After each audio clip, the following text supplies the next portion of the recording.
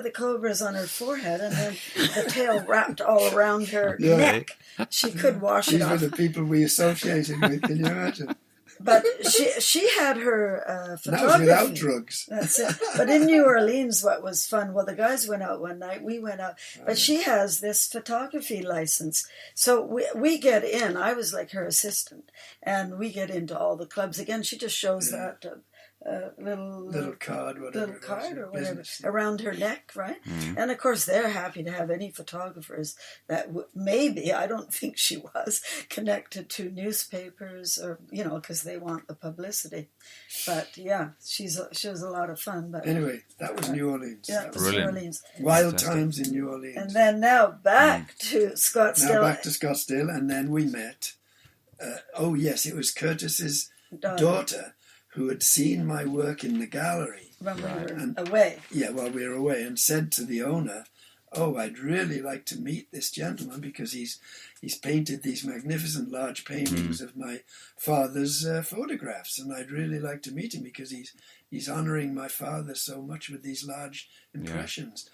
So anyway, we said, sure, no problem. So we arranged for her to come to our... She came from Palm Springs one day and met us, came to our apartment and sat and had tea in the afternoon and she chatted said, all about her father. Her father's life's work. My father would be so happy. It was so wonderful to direct from her. To say. And Roosevelt had all the gold gilded copies, the first ones. And then her sister actually was a journalist, and that's why she was invited on a few of these trips. She was a bit jealous of her sister having all those opportunities with her dad.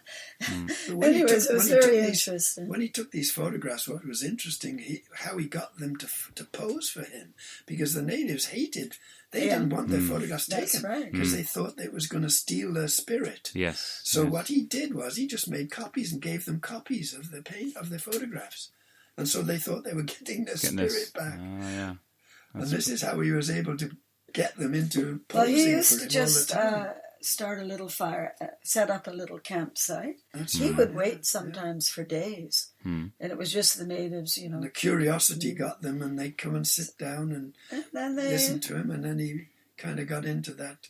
I think photographing. Then they had an understanding that, he was a gentle soul as well. He was recording history, and I think that became important to them. They thought, it's important what he's doing. So I guess they posed for him, and I love the names, like Shot in the Eye, or they're very basic, like it's straight to the point, that one was Shot in the Eye. Like straight to the point, right? So we've just heard basically the few incidents that really affected and transported you from one level of painting and selling to quite a different level with a different clientele. That's right, yeah. And the native and the discovery of and the inspiration from the painting, the photographs of Curtis. Yes. The main character in this part of the story is Chief Dan George. Yes. But earlier than that, on the boat across, you'd actually met Chief Dan Baker. Yes. And what's interesting there? Yeah. He's only 10 minutes. Their reservations are just 10 minutes apart. But the North Vancouver Burrard Reservation is where Chief Dan George came from. That's right. And Baker's, actually, I don't know what they call themselves, the reservation. But actually, Chief Dan George's son, Leonard George, we got quite friendly with Leonard, and since obviously I knew his father and knew a few things about his father that he hadn't known, because when I first met his father, Chief Dan George, it was in Gastown, and that was in 1966. So I mean, it's amazing how the connection with the natives. Down in it started when I was on the boat emigrating. That's right. That's right. Terminated. Well, it hasn't terminated yet. No. I mean, it's sort of it continued throughout my life actually, which is quite fascinating. Chief Dan George is, to the general public, I guess he's known partially as an actor, as a spokesman for Native Americans, and he's quite well known. Was known for his speech that he did on television, I think, at some point in '67. That's right. That's right. Centennial Well, speech. at the big ceremony, and it was televised, and that's really quite extraordinary.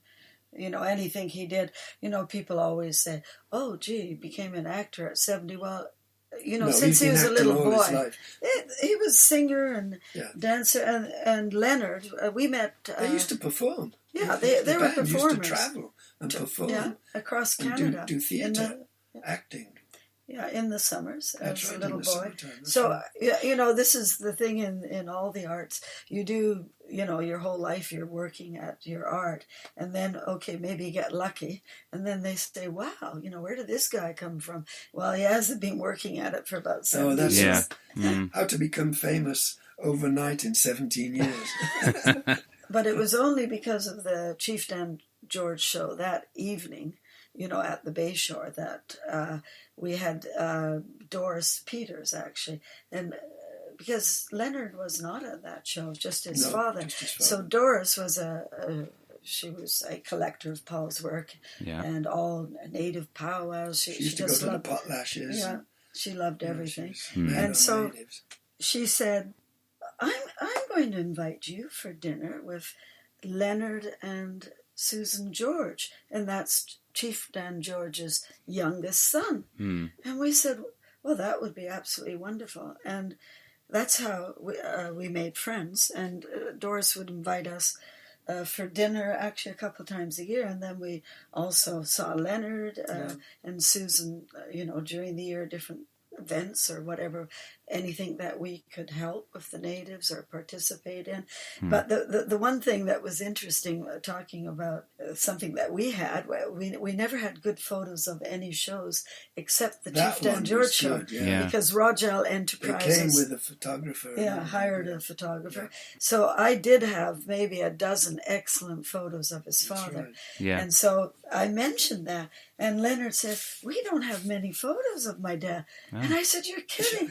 With Hollywood and everything. It's so funny because he came to when the chief came, he came with two of his nieces who came to look after him, right? Because he wasn't supposed to drink, right? Right. So he turns up and we're all drinking, everyone's drinking, right? So he's standing next to me and he says, look, you hold the glass and I'll drink the wine.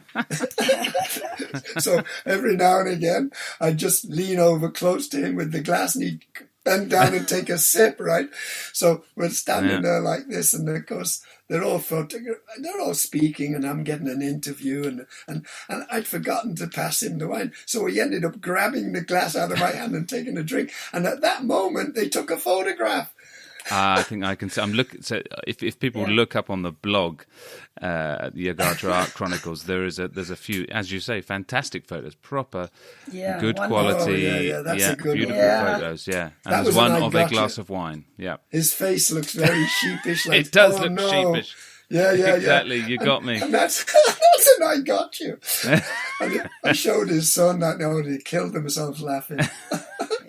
And tell me, how did that show come about? Have I missed something, or how did that show come? That was the Bayshore Inn show, was it? Yeah. And then the International Suite. Well, it was Paul painting the natives, and I think Rogel Enterprises, Lou and Gar. It was to kick off the prints that they'd done. They wanted to promote these two prints. This hunting journey. I think they saw your work in Stanley Park as well. That's right, Yeah, just when Paul first started that first year.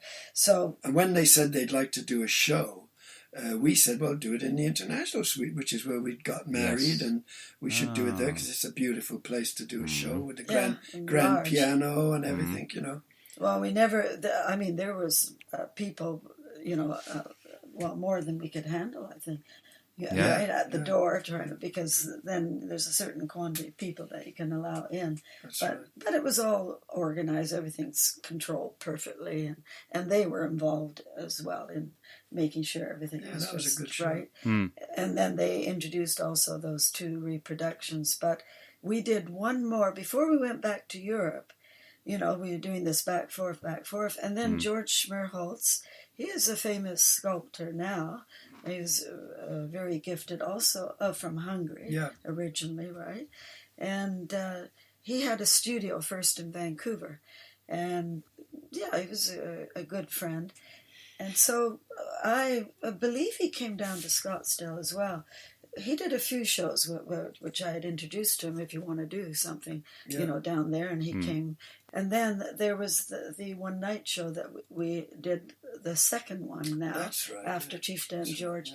Right. We fitted that in, I think it was May 31st, 78, just before going back in June, back to Europe. Because, everything had to be planned and figured out, and you need so much money in your hands. So I guess I've thought one more show with George. Brilliant.